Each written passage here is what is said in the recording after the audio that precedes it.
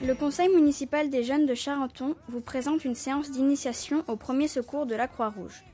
Le CMJ a pensé qu'il était important que tout le monde soit capable de réagir face à un blessé, un accident ou une situation critique, et sache quoi faire et qui alerter. Tout d'abord, quelles sont les missions de la Croix-Rouge ? Il y a le secours à la personne quand on appelle le 15, c'est-à-dire le SAMU, ou lors d'événements, de rencontres sportives, de concerts. Il y a aussi une action sociale avec la distribution alimentaire, la récupération de vêtements et une aide à l'alphabétisation. Et enfin, la Croix-Rouge forme le grand public aux gestes des premiers secours. Quels sont les gestes élémentaires et comment prendre en charge un blessé avant l'arrivée des secours ? Nous allons donc voir comment protéger, comment alerter et montrer 2 situations de victimes inconscientes. La protection. Lorsqu'on est confronté à un accident, à une victime, il faut commencer par se protéger soi-même et écarter les personnes autour. Il faut éviter à tout prix le suraccident et recommander aux personnes de s'écarter, enlever les morceaux de verre si besoin et débrancher les appareils électriques. Lors d'un accident de la route, il faut porter son gilet jaune, se garer après, à 200 mètres au moins de l'accident. Ensuite, on peut mettre le triangle signalétique pour avertir de l'accident. On peut aussi mettre les warnings et couper le moteur. Enfin, conseiller aux personnes de se mettre derrière la barrière de sécurité. L'alerte. On peut appeler les secours par différents moyens. Il y a le téléphone portable, les cabines téléphoniques et les bornes d'appel d'urgence. Le numéro est gratuit, c'est le 15. En appelant le 15, on tombe sur un standard qui nous conseille quoi faire et qui envoie les secours adaptés. Il faut appeler le 18 seulement en cas de feu. Et quant au 17, la police, elle est prévenue si besoin. Le 112 est le numéro d'appel aux urgences européennes, à utiliser si on est en voyage.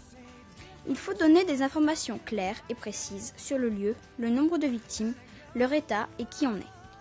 À la fin de la conversation, c'est la personne du standard qui nous recommande de raccrocher après avoir pris nos coordonnées. Première situation. Une personne inconsciente qui respire. On voit si elle respire, si son ventre bouge, si on sent son souffle. On lui prend la main et on lui demande son nom. Des choses simples. Si elle est vraiment inconsciente, il est préférable de la mettre en PLS, position latérale de sécurité. Pour cela, mettre sa tête en arrière, tirer sur le menton pour qu'elle respire et la mettre sur le côté. Ensuite, défaire sa ceinture, cravate, bouton pour qu'elle soit plus à l'aise. Une femme enceinte doit être positionnée sur le côté gauche.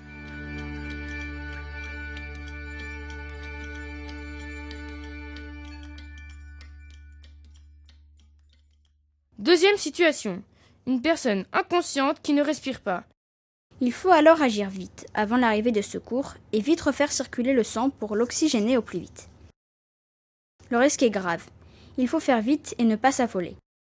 On va alors devoir la faire respirer et faire redémarrer son cœur, soit par un massage cardiaque, soit avec un défibrillateur. Les gestes qui sauvent, c'est l'affaire de tous. Avec le CMJ de Charenton, la Croix-Rouge. Merci à Nathalie, Christian, Pascal et Mehdi, Alliage 2011.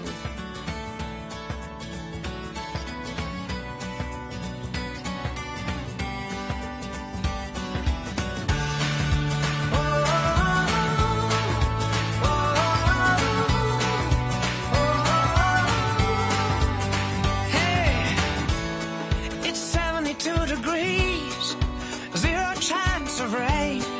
It's been a perfect day. We're all spinning on our heels, so far away from real, in California. We watch the sunset fall.